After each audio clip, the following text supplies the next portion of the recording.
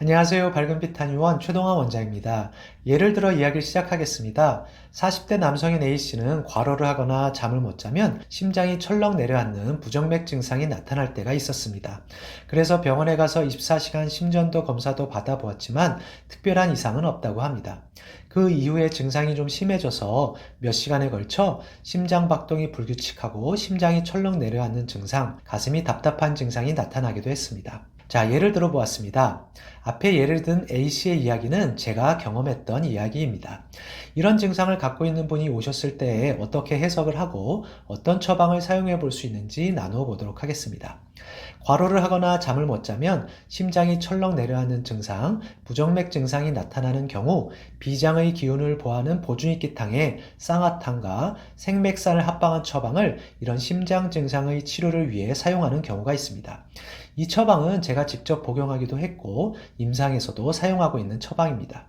한의학적으로 비장과 위장이 심장에 주요한 영향을 줄 수 있다고 봅니다. 심한 과로로 인해 비장의 기운이 허해질 수 있다고 보며 비장의 기운이 허한 것이 심장이 약해지는 한 요인이 될 수도 있다고 봅니다. 따라서 비장의 기운을 보하는 대표적인 처방인 보중익기탕에 기혈을 보하는 쌍화탕을 합방하고 또 생맥산의 약재를 추가하여 사용하면 과로하고 잠 못 자면 나타나는 이런 부정맥 증상의 호전에 효과적인 경우들이 있습니다.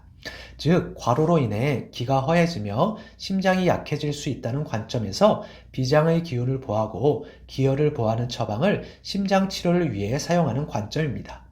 한의학적으로 심한 과로, 식사가 많이 불규칙한 것, 너무 굶는 것 등이 비장의 기운이 허해지는 요인이 될 수 있다고 보고 그로 인해 심장에 영향을 줄 수 있다고 보므로 과로를 줄이고 잠을 일찍 충분히 자며 식사를 가급적 규칙적으로 하는 것 등이 심장 증상의 호전에 도움이 되는 경우들이 있습니다. 과로를 하거나 잠을 못 자면 이런 부정맥 증상이 나타나는 분이 만약 식사 시간이 많이 불규칙하다면 식사를 가급적 규칙적으로 하는 것도 심장 증상의 호전에 도움이 될 수 있습니다. 몸에 어떤 증상이 나타날 때 그 증상이 나타난 부위 위주로만 생각하고 치료하다 보면 이런 생활 습관 등을 조절하는 것에는 큰 관심이 없을 수도 있는데 이런 부분들을 잘 조절하는 것이 심장 증상의 내부적 요인을 다스림에 효과적인 경우들이 있습니다. 다음은 심장 두근거림에 대한 내용입니다.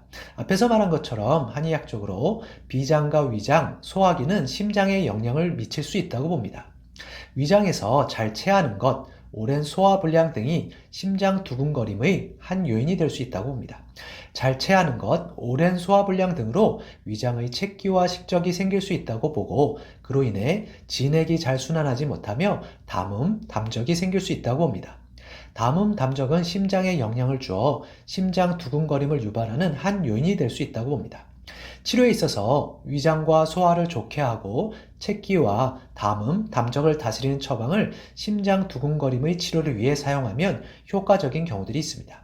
실제로 체하거나 또는 과식을 하면 심장이 더 두근거리는 것을 느끼는 분들도 있습니다. 생활에 있어서는 야식을 너무 많이 자주 하는 것이 책기와 담음이 생기는 요인이 될 수 있어 심장 두근거림의 한 요인이 될 수 있다고 보므로 이런 습관들을 조절하며 좋은 식습관, 배변 습관 등을 통해 소화와 배변이 잘 되고 위와 장이 좋아지는 것이 심장 두근거림의 치료에 도움이 되는 경우들이 있겠습니다. 감사합니다.